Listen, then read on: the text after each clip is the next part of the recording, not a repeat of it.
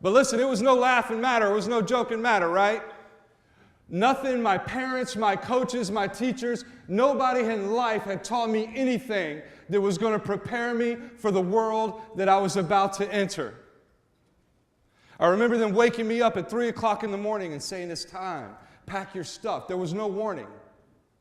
And I remember them carrying me down in the county jail, and as I walked out into this long hallway, there was 100 other inmates shackled from head to toe in a long line, I took my place in line with my shackles, and they carried us down into this big garage at the bottom of the jail, and they loaded us up onto this big gray bus with steel mesh over the windows.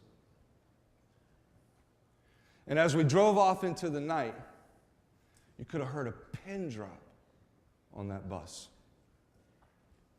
Murderers, rapists, drug dealers, you name it, everybody was on that bus. And I wondered as we were driving why it was so quiet on that bus.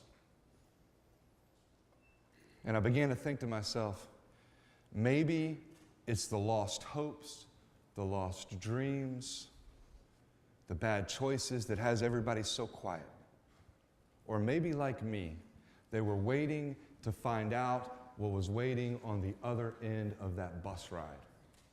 We drove for 3.5 hours in the night, and as we pulled way up into North Florida, hours away from our homes, there it was, tucked back in the woods.